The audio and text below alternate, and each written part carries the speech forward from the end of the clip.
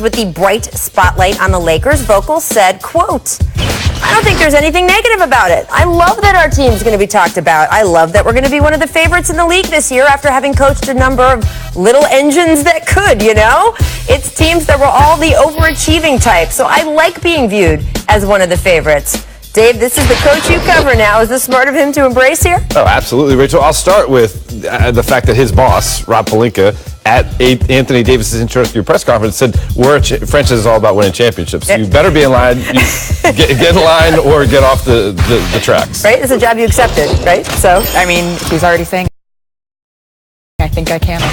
there you go. Welcome to The Jump. I'm Rachel Nichols, joined by two of our NBA reporters, Malika Andrews, she who reigns over the Bucks in their region, and of course, Lakers insider Dave McMenamin. Coming up, Giannis has been working on his shot with Kyle Korver.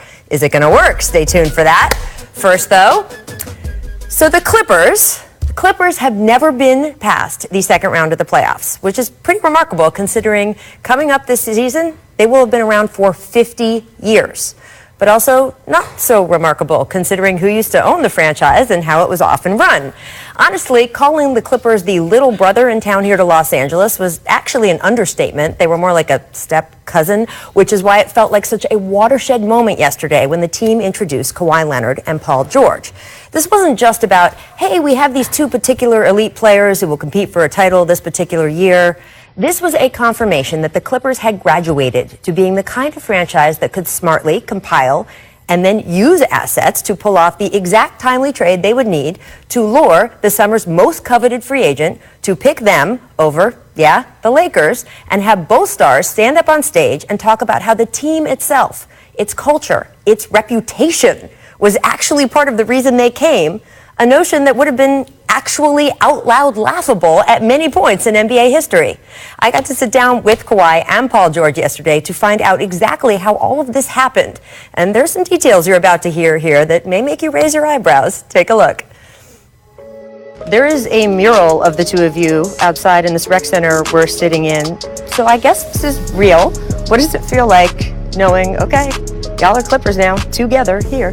It feels great. I think seeing that kind of solidified it, opened that chapter of this new journey that we're going on. Still kind of surreal, just able to have Paul on my team and even just being back home and playing. It's a great experience. It's probably going to be my first time playing with a elite player on his level. Around the same age as me. Same talent, and I'm excited to play. I can't wait till training camp start. Get into season mode, put on a jersey, pass on the ball. Just talking on the floor. I can't wait. I'm excited. You guys both grew up around outside of LA around the same time. You both went to those mid-major colleges in Southern California. Paul, you get drafted by the Pacers in 2010. 2011, draft night, they take Kawhi Leonard. Now, they did trade him draft night for George Hill, but what did you think when he got drafted? I was a little nervous. I'm not gonna lie, I was a little nervous just because, we play the same position. Immediately it was like, all right, I need to work on something because they bring in reinforcement in right away. But it would have been amazing to see what we could have did in Indiana and what we could have accomplished. 8 years later, you guys are on the same team. Take me through how this happened. How did we get here? What were the conversations? You've seen it, I signed and he got traded. I have the feeling something happened before that. I don't know. Who called who? How did you guys start talking about the idea of playing together? Well, the idea started, probably me playing in San Antonio and him being on the Pacers. And then, I was trying to get San Antonio to get him over with us. And, how things work with trades. He ended up to the Thunder. Probably had a better package for him. But, that's probably when the initial idea started, when he wanted to get out of Indiana.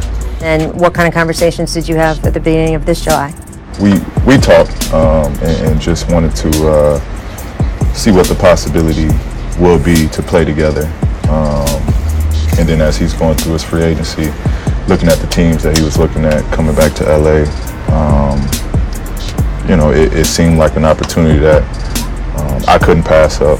And Paul, you stood on a stage with Russell Westbrook just last summer, said, I'm here to stay in Oklahoma City. That was a year ago, though. You signed a 4-year contract. What changed to get to this point where you said, okay, I'm ready to go, I'm going to ask to move on to Los Angeles? Just was nothing that came out of the blue. We were all on the same page. The initial plan was to give it another year, see what we could do. I did that. We played another year. Felt like we were just stagnant. And, you know, the next thing was, you know, let's go forward and go on with other plans. And again, it was mutual amongst everybody. I think it was just a win-win across the board when we all looked at it and thought this was the best moment to pull the plug. What was it like, though, for you to talk to Russ and say, hey, I think it's time. I think I'm going to move on, ask to move on? I mean, it was easy, same conversation me and Russ always have. You know, he was happy. He understood. You know, and he was all for it. We talked as men, and you know, again, he was happy for me, and you know, he wanted me to do what was best for me in my career. Meanwhile, Kawhi, you are going through, I think, one of the craziest weeks of free agency ever. Kawhi Leonard returning to Toronto is seriously considering the Los Angeles Lakers. Kawhi Leonard coming here to Los Angeles. Not the Lakers. This move that he made is interesting. You had helicopters following your SUV around. What did that feel like? I didn't know what to really think about it, you know what I mean? I didn't know why they were following me, why a helicopter would be following me, but, you know, it was fans outside the hotel as well. And, you know, they're just excited seeing what's going to happen. I don't know what they were looking for. I wasn't going to come on the hotel and do something amazing, but or make an announcement to everybody at that time. But, you know, that's how Toronto is. They've got an amazing fan base. The experience there was great. Win or lose the championship, I had a lot of fun there, and you know, I said that to Kyle probably before playoffs even started, that it's been a fun year, and whatever happens. You can't get much better going into your free agency than coming off a Finals MVP performance. It gives you the ultimate leverage. How were you smart about using that leverage in these free agency meetings? What did you want from teams? What did you ask for? It was just about you know, where I wanted to be, and where my family was going to be happy at, my in-home family, and that's pretty much what I made my decision with. You know, I wanted to be with people that had some pedigree in the front office as far as a coaching staff. How close were you to maybe going to one of the other two teams you considered? I was very close, real close. You know, when they presented the opportunity to play with Paul, it was an easy yes. Let's get it going. I know the Clippers sort of famously prepared for their pitch to you for maybe over a year.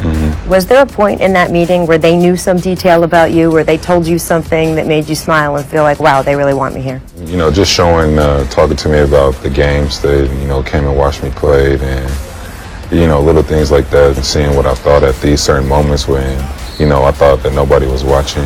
And it just made me realize, like, wow, they really were watching me. They wanted me to come and play for the organization. And that kind of made me just feel like it was the right decision to make. You guys have both talked about your families. They're sitting in this room. Paul, your mom with her health hasn't been able to travel.